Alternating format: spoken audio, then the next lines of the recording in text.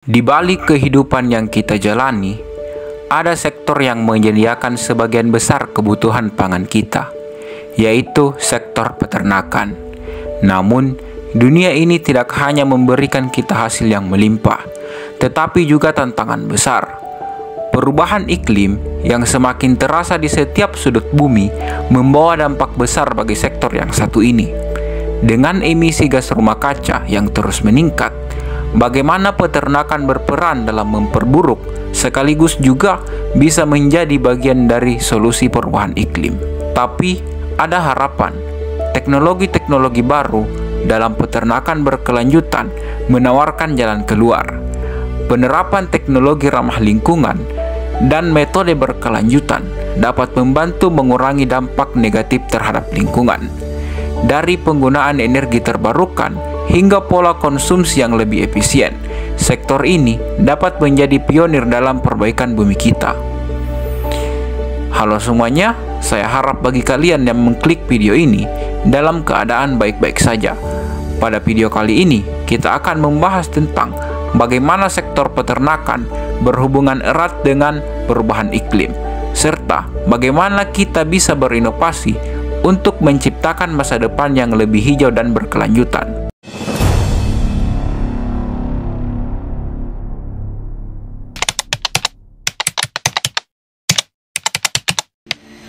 Baiklah, kita mulai dengan memahami apa itu perubahan iklim. Perubahan iklim adalah fenomena yang mengacu pada perubahan suhu dan pola cuaca secara jangka panjang di planet kita. Penyebab utamanya adalah aktivitas manusia itu sendiri, terutama sejak revolusi industri. Bayangkan, sejak abad ke-18, manusia mulai membakar bahan bakar fosil seperti batu bara, minyak, dan gas alam secara masif. Akibatnya, gas rumah kaca seperti karbon dioksida, metana, dan nitrous oxide terperangkap di atmosfer, menciptakan efek rumah kaca yang menghangatkan bumi. Namun, bukan hanya pembakaran bahan bakar fosil yang menjadi masalah. Deforestasi juga memperparah situasi ini. Hutan-hutan tropis di Amazon, Indonesia, dan Afrika yang seharusnya menjadi penyerap karbon kini ditebang untuk keperluan pertanian dan peternakan. Sebagai contoh, hutan di Kalimantan sering dialihfungsikan untuk perkebunan kelapa sawit, yang ironisnya justru menghasilkan lebih banyak emisi karbon daripada menyerapnya. Selain itu, industri modern, terutama sektor energi dan transportasi, memainkan peran besar. Gas metana yang dihasilkan dari pertanian dan peternakan juga berkontribusi secara signifikan. Misalnya, sapi menghasilkan metana melalui proses pencernaan mereka, dan ini bahkan lebih kuat daripada karbon dioksida dalam menjebak panas di atmosfer. Kita tidak boleh lupa bahwa pola konsumsi manusia juga memperburuk situasi ini. Permintaan daging yang terus meningkat mendorong ekspansi industri peternakan yang merupakan salah satu penyumbang emisi terbesar. Jadi, perubahan iklim bukan hanya masalah alam, tapi juga gaya hidup kita. Sekarang, mari kita bahas dampaknya. Perubahan iklim mempengaruhi hampir setiap aspek kehidupan di bumi. Pola cuaca yang tidak menentu, seperti musim hujan yang datang lebih cepat atau datang lebih lambat dari biasanya, telah mengganggu ekosistem. Di hutan-hutan tropis, musim kering yang lebih panjang memicu kebakaran hebat.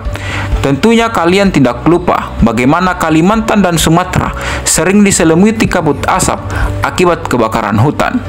Ini bukan hanya menghancurkan flora dan fauna, tetapi juga kesehatan manusia. Tidak hanya di daratan, lautan juga menderita. Ketika suhu laut meningkat, terumbu karang mengalami pemutihan. Terumbu ini yang menjadi rumah bagi berbagai jenis ikan terancam punah. Akibatnya, komunitas nelayan yang bergantung pada laut sebagai sumber mata pencaharian mereka kehilangan hasil tangkapan. Dampak ini sangat terasa di wilayah pesisir seperti pantai utara Jawa. Lalu, bagaimana dengan industri peternakan? Ini bagian yang sangat penting. Perubahan suhu dan pola curah hujan mempengaruhi ketersediaan pakan untuk ternak. Stres panas pada sapi misalnya, menurunkan produksi susu. Hal ini dialami oleh peternak di berbagai wilayah, termasuk di Nusa Tenggara Timur. Sementara itu, penggunaan lahan untuk peternakan justru memperburuk emisi karbon, menciptakan lingkaran setan yang sulit dihentikan. Namun, tidak semuanya suram. Ada banyak cara untuk melawan perubahan iklim dan beradaptasi dengan dampaknya. Misalnya, di industri peternakan, kita mulai melihat inovasi yang menarik. Beberapa peternak telah beralih ke pakan rendah emisi, yang tentunya dapat mengurangi produksi metana dari ternak.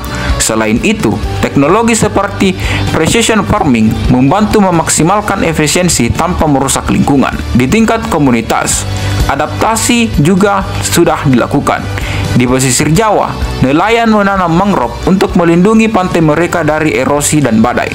Di daerah pedesaan, beberapa petani mulai menggunakan sistem irigasi hemat air untuk mengatasi kekeringan. Sementara itu, pemerintah dan organisasi internasional mendorong program konservasi hutan dan reboisasi untuk mengurangi emisi karbon. Namun, solusi ini membutuhkan kolaborasi dari semua pihak, mulai dari individu yang memilih gaya hidup lebih ramah lingkungan hingga perusahaan besar yang mengurangi jejak karbon mereka. Kita semua memiliki peran dalam menjaga bumi ini tetap layak untuk dihuni bagi generasi mendatang. Ketika kita berbicara tentang mitigasi perubahan iklim, kita harus melihat bagaimana dunia telah berkolaborasi untuk menghadapi tantangan ini. Salah satu tonggak sejarah dalam upaya global adalah Paris Agreement pada tahun 2015. Perjanjian ini melibatkan hampir semua negara di dunia dengan tujuan utama membatasi kenaikan suhu global hingga di bawah 2 derajat Celcius. Bahkan jika memungkinkan 1,5 derajat Celcius dibandingkan dengan tingkat praindustri. Untuk mencapai target ini, negara-negara telah menyusun Nationally Determined Contribution sebagai rencana aksi mereka.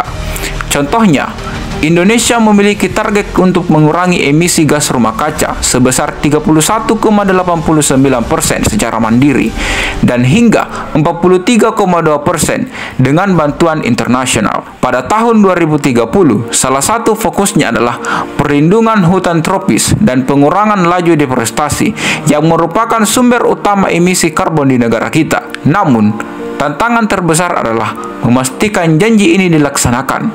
Disinilah teknologi dan inovasi memainkan peran penting.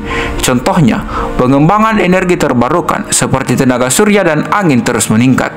Negara-negara seperti Jerman, Cina menjadi pelopor dalam adopsi teknologi ini.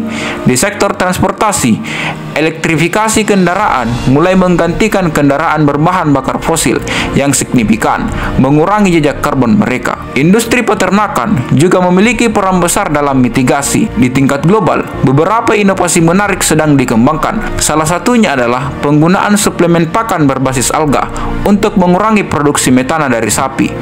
Penelitian menunjukkan bahwa metode ini dapat mengurangi emisi metana hingga 80%. Selain itu, pendekatan seperti regenerative grazing membantu meningkatkan kesehatan tanah dan mengurangi emisi. Namun, strategi global ini membutuhkan komitmen yang konsisten, perubahan kebijakan yang mendukung pertanian berkelanjutan, investasi dalam teknologi hijau, dan edukasi masyarakat adalah langkah-langkah penting yang harus diambil. Lalu, apa yang bisa kita lakukan sebagai individu? Mungkin terasa kecil, tapi kontribusi kita memiliki dampak besar jika dilakukan bersama-sama. Misalnya, kita bisa mengurangi konsumsi daging merah dan produk hewani lainnya yang tentunya dapat membantu mengurangi emisi dari sektor peternakan. Diet berbasis nabati semakin populer di banyak negara sebagai respon terhadap krisis iklim ini. Selain itu, kita bisa mulai dengan hal sederhana seperti mengurangi penggunaan energi di rumah, memilih transportasi ramah lingkungan seperti bersepeda atau menggunakan kendaraan listrik, dan mendukung produk-produk yang berkelanjutan. Sebagai konsumen, pilihan kita mencerminkan permintaan pasar yang pada akhirnya memengaruhi kebijakan perusahaan. Bayangkan, jika semua orang di komunitas kita melakukan satu perubahan kecil saja, misalnya seperti rumah tangga menanam pohon di pekarangan mereka. Pohon-pohon ini tidak hanya menyerap karbon, tetapi juga memberikan keteduhan, mengurangi suhu lokal, dan meningkatkan kualitas udara. Perubahan iklim adalah tantangan bersama, dan hanya dengan kerjasama di semua level, dari individu hingga global, kita bisa membuat perubahan nyata. Perubahan iklim membawa dampak besar bagi ekonomi global, terutama pada sektor yang bergantung pada sumber daya alam seperti peternakan dan pertanian. Dalam sektor peternakan, peningkatan suhu dan pola cuaca yang tidak menentu menyebabkan penurunan produktivitas hewan. Suhu yang tinggi misalnya dapat menurunkan produksi susu sapi perah. Penelitian menunjukkan bahwa sapi yang mengalami stres panas menghasilkan lebih sedikit susu dan membutuhkan waktu lebih lama untuk pulih. Selain itu, perubahan iklim juga memengaruhi pasokan pakan ternak. Kekeringan yang berkepanjangan mengurangi produksi tanaman pakan seperti jagung dan kedelai. Ini meningkatkan biaya produksi bagi peternak, dan pada akhirnya harga produk hewani di pasar semakin melonjak. Industri pertanian menghadapi tantangan serupa. Perubahan pola hujan menyebabkan gagal panen di banyak daerah, mengancam ketahanan pangan global. Di beberapa wilayah, banjir yang menjadi lebih sering menghancurkan lahan pertanian. Sementara di tempat lain, kekeringan membuat tanah menjadi tidak subur. Namun, dampak ekonomi ini tidak hanya berupa kerugian, ada juga peluang baru yang muncul. Investasi dalam teknologi ramah lingkungan seperti irigasi cerdas, bibit tahan iklim, dan energi terbarukan menciptakan lapangan kerja baru. Dalam sektor peternakan, inovasi seperti pengembangan pakan rendah karbon membuka peluang bisnis yang signifikan. Satu hal yang jelas, adaptasi adalah kunci. Pemerintah dan sektor swasta harus bekerja sama untuk mengembangkan kebijakan yang mendukung ketahanan iklim. Ini termasuk menyediakan dana untuk penelitian, insentif bagi petani dan peternak untuk mengadopsi praktik berkelanjutan, dan edukasi bagi masyarakat tentang pentingnya konsumsi yang bertanggung jawab. Untuk mengatasi tantangan sebesar perubahan iklim, kolaborasi antar sektor publik, swasta, dan masyarakat sipil sangat penting. Perusahaan-perusahaan besar kini mulai berinvestasi dalam solusi hijau sebagai bagian dari strategi keberlanjutan mereka. Contohnya adalah perusahaan makanan global yang mulai memproduksi alternatif daging berbasis tumbuhan. Di sektor peternakan, kemitraan antar peternak, peneliti, dan pemerintah telah menghasilkan solusi seperti bioenergi dari limbah ternak. Proyek ini tidak hanya mengurangi emisi metana, tetapi juga menghasilkan energi terbarukan yang dapat digunakan oleh komunitas lokal. Pendidikan juga memainkan peran penting. Sekolah dan universitas mulai mengintegrasikan isu perubahan iklim ke dalam kurikulum mereka, menciptakan generasi baru yang lebih sadar lingkungan. Misalnya, program pelatihan untuk petani muda tentang teknik pertanian berkelanjutan kini semakin banyak ditemukan di negara-negara berkembang, termasuk di Indonesia. Namun, kolaborasi ini harus lebih inklusif. Komunitas adat yang sering memiliki pengetahuan tradisional tentang keberlanjutan harus diikutsertakan dalam diskusi. Pengetahuan mereka tentang pengolahan sumber daya alam seringkali lebih adaptif terhadap perubahan lingkungan dibandingkan metode modern. Seiring dengan meningkatnya kesadaran global akan pentingnya perubahan untuk menghadapi dampak perubahan iklim, edukasi dan perubahan gaya hidup menjadi sangat krusial. Namun, perubahan ini tidak hanya datang dari kebijakan pemerintah atau perusahaan besar. Konsumen, terutama generasi muda, memiliki kekuatan besar dalam mendorong perubahan ini dengan pilihan-pilihan mereka. Misalnya, ada perubahan yang signifikan dalam pola konsumsi pangan. Masyarakat mulai mengurangi konsumsi daging dan beralih ke produk berbasis nabati atau mendukung produk lokal yang lebih ramah lingkungan. Di banyak negara, program Meatless Monday telah menjadi gerakan populer yang tidak hanya mengurangi dampak peternakan terhadap lingkungan, tetapi juga mendukung pola makan yang lebih sehat. Sektor pendidikan pun mulai memainkan peran kunci. Banyak universitas sekarang mengajarkan pentingnya keberlanjutan dan bagaimana individu dapat berkontribusi dalam mengurangi jejak karbon mereka. Kursus dan program penelitian tentang perubahan iklim semakin banyak, memberikan mahasiswa alat untuk memahami isu ini dengan lebih baik dan menciptakan solusi praktik yang dapat diimplementasikan di lapangan. perkembangan. Selain itu, gerakan zero waste juga menjadi semakin populer. Banyak orang sekarang berusaha untuk mengurangi limbah plastik, mengurangi limbah makanan, dan menggunakan produk yang dapat digunakan kembali. Inovasi dalam teknologi daur ulang dan pengolahan sampah juga berkembang pesat. Konsep ekonomi sirkular yang mendaur ulang limbah menjadi produk baru mulai diterapkan oleh banyak perusahaan di berbagai sektor. Perubahan gaya hidup ini tentu membutuhkan dukungan yang lebih besar, baik dari kebijakan pemerintah maupun sektor swasta. Misalnya, kebijakan yang mendukung produksi energi terbarukan, pengurangan emisi, dan penggunaan kendaraan ramah lingkungan sangat penting. Tanpa perubahan ini, upaya individu dalam mengurangi dampak perubahan iklim akan sangat terbatas. Secara keseluruhan, upaya untuk mengatasi perubahan iklim memerlukan sinergi antar kebijakan pemerintah, teknologi, dan perubahan gaya hidup masyarakat. Keberhasilan dalam mengurangi dampak perubahan iklim tidak hanya bergantung pada satu pihak, tetapi pada kolaborasi antar individu, komunitas, sektor industri, dan pemerintah. Dunia yang lebih hijau, lebih ramah lingkungan, dan lebih berkelanjutan dimulai dengan sekecil yang kita ambil hari ini, baik dalam memilih gaya hidup yang lebih sadar lingkungan, mendukung kebijakan yang mendukung keberlanjutan, atau berinovasi dalam bidang teknologi yang dapat mengurangi dampak perubahan iklim. Tantangan yang kita hadapi sangat besar, namun peluang untuk menciptakan dunia yang lebih baik terbuka lebar. Kita sebagai konsumen, produsen, dan warga dunia memiliki tanggung jawab untuk memastikan bahwa generasi mendatang mewarisi bumi yang lebih sehat dan lestari. Oke, sekian dulu untuk video kali ini. Jika kalian punya pendapat terkait pembahasan kita hari ini, jangan ragu untuk lempar di kolom komentar. And see you in the next video. Bye.